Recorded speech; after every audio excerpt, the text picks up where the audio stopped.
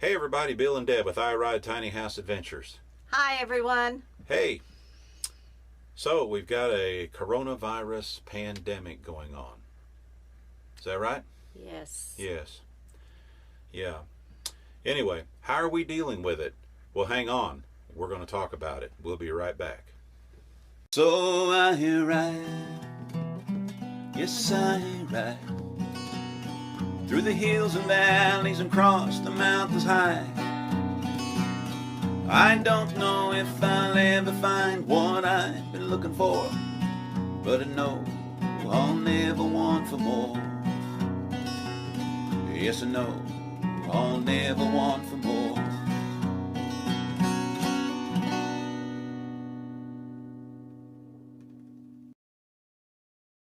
We have dealt with crisis in the past.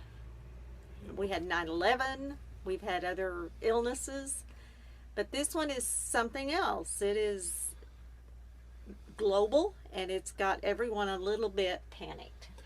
Yeah. Have you tried to buy toilet paper lately? That's impossible. Or bottled water? Bottled water is our big thing right now. Yeah. Yeah, we do like to make our coffee with bottled water, but we're figuring out ways to get around that. That's not that big of a deal.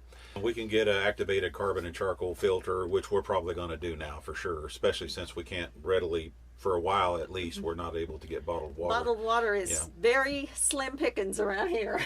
But anyway, what are we doing to, what safeguards are we enacting? I guess is what we should say. Yeah. And hey, it's the common sense kind of thing. Washing your hands, for one thing. With soap. With soap, yeah, yeah.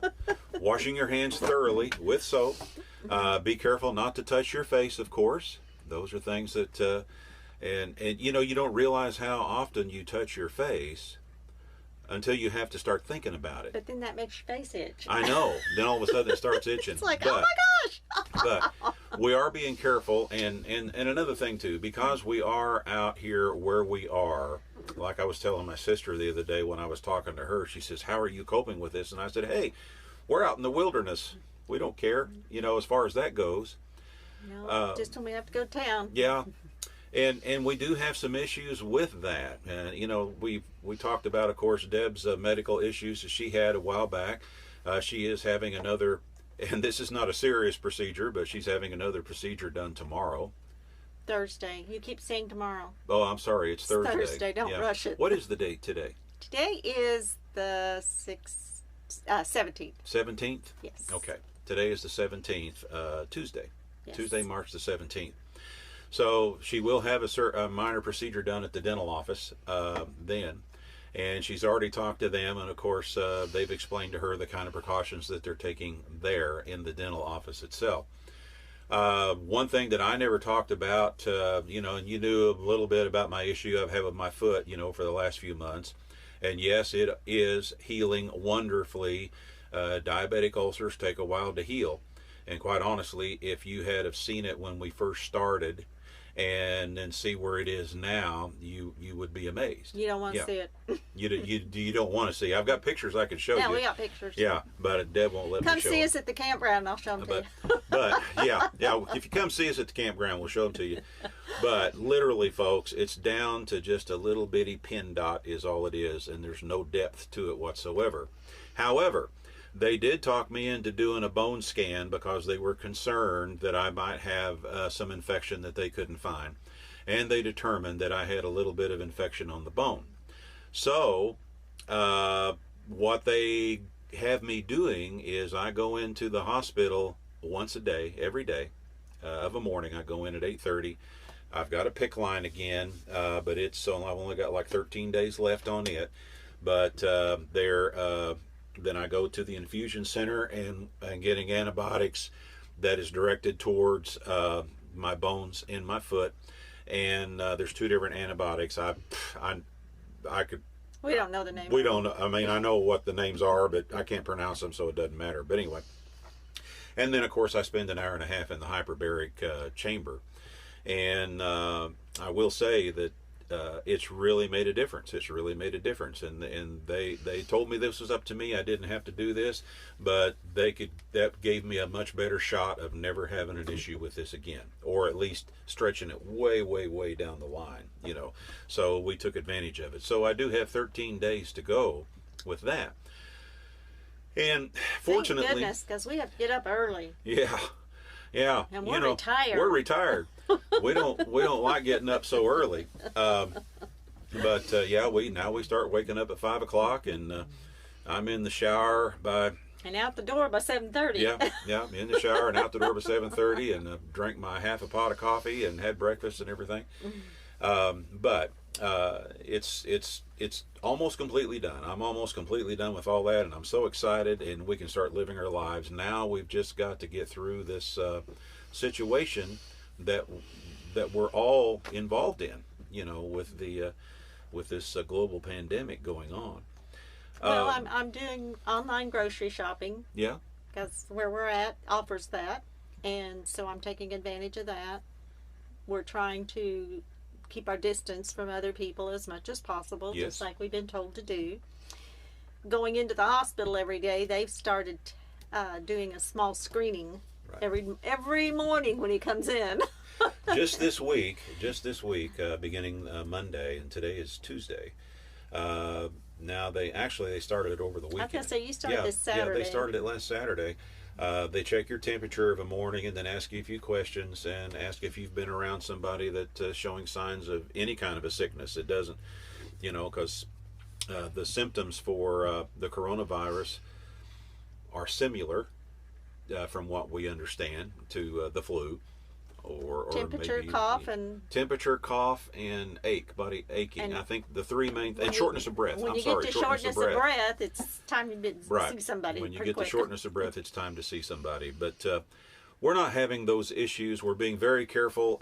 The only part that concerns me when I go into the hospital every day is now I have to stand in line, but I do distance myself from the folks around me, and I have to come up to this nurse that's wearing a mask, and then they take my temperature and they ask me these basic questions and want to know where I'm going, and then they send me on my way to go do what I need to do. And fortunately, the departments that I go to in the hospital, there are very few people. I come in contact with very few people. And while I'm in the hyperbaric chamber for an hour and a half, I'm breathing pure oxygen under pressure. So as far as I'm concerned, you couldn't flush out your respiratory system any better than there. Maybe I'm wrong about that, but anyway, it's a pretty cool thing. It really is. So those are the things that we're doing. And yes, we are a little concerned when we have to go in and take care of those things, but we are trying to use common sense, remembering, of course, to wash our hands, and not just 2 or 3 times a day, but often. When we go to grab door handles, I'll use my shirt tail to grab doorknobs and things like that. And there, look at there. Look what I just did. I touched my face. Know. Yeah. But so those are the things that we're doing. And here again, being out here where we are, if they encourage us to practice social distancing, being in a campground, as far as I'm concerned, would be about the best place you could be. I don't even understand why they're closing Right. some states. That's the part that we don't understand. Why? Why are we closing? And I'm sure some of you may have some Yeah, may give have me a some input reason. on that. Give I us a wanna reason know a why reason they're doing why. that. But so far we've heard that the state of New Mexico has closed all of their state-run campgrounds. The state of Florida just recently closed all of their state park campgrounds, and I believe Massachusetts and I believe South Carolina so far. Okay, we did just talk to a ranger, one of our local rangers here, and right now no decision like that has been made. It's kind of a wait and see thing. He did say that it's not out of the question that they close the Corps of Engineer campgrounds for a while. It's just something that we'll have to wait and see about. So anyway, it's a rough time right now for lots of folks. It's very unnerving, Yeah. because I like to plan my life a little more in advance. Right.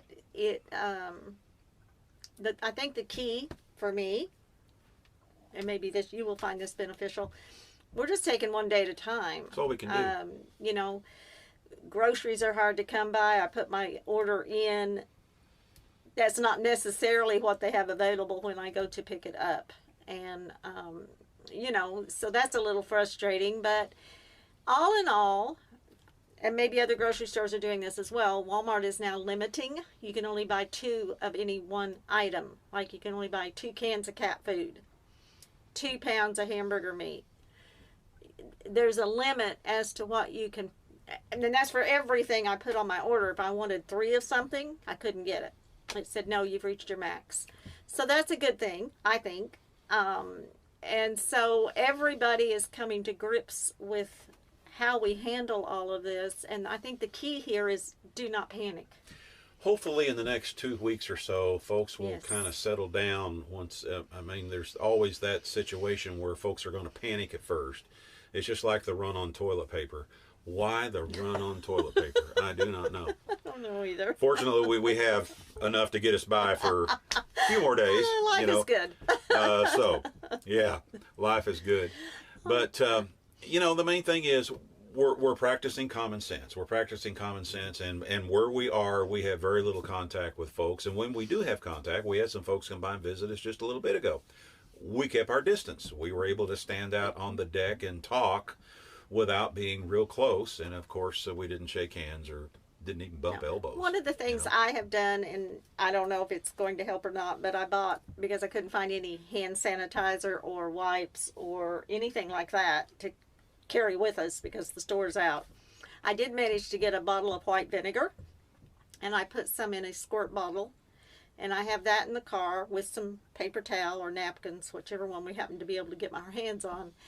And that way, when we are out and about getting gas, paying with credit at the store or whatever you're doing, we spray our hands down with the vinegar and then dry them with the paper towel. I don't know if that's going to do any good, but it makes us feel better. Yeah, it makes us feel better. Well, it changes the pH is what it does. And, you know, for years, you know, it's been vinegar has been the go-to as far in the old days. Well, we used to clean our house with vinegar. I still do. Natural. What is it? A natural antiseptic? I'm sure I'll be corrected if I'm wrong about something like that. I think it's a natural antibiotic. And I don't think it's antibiotic, but natural antibiotic. But I think they call it a natural antiseptic. But I'm not sure, and I think there's a difference there. And I don't want to get caught saying something. No, we're not scientists. Yeah, and we're far from it. Far from that. But we're just saying, you know, folks, we're trying to use common sense. That's all there is to it. And we encourage you to, too. Yeah, I encourage you to, you know, be aware, be more aware of, here again, wash your hands often. Try to refrain from touching your face. And during this video, I probably touched my face 2 or 3 times. Probably. I'm going to watch it and count. I even touched you. Look, there. See, I my touched you. space. But I'm not worried about her. I'm not worried about her. Anyway, I don't know what else to say. It's... Just hang in there. Things may get a little bit worse before they get better, but they are going to get better. All we're saying is we just thought we'd throw that up there and let you know what we're doing, and we're doing fine. I check my temperature every single morning before I go into the hospital, and I've always been in the mid-97s, which is my magic number. Sounds like we're healthy. Yeah. And I don't have, and of course you don't have necessarily, from what I understand, you don't necessarily have a runny nose with this.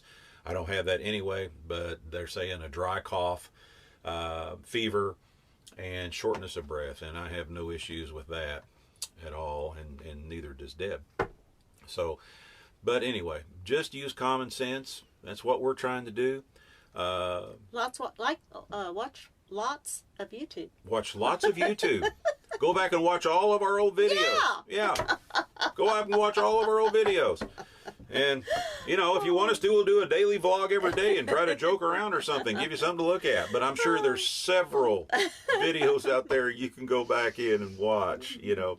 But anyway, we're going to let you go. We didn't mean to ramble on, but hey, it's something that we thought we needed to talk about. And because we have had people ask us, you know, how are you doing in this situation? And right now we're fine. We're just fine.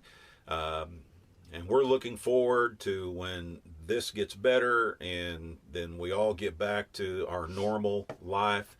We still have a lot of stuff yet to do this coming spring and summer, and we're going to get to it just as soon as we can, right? Absolutely. Absolutely.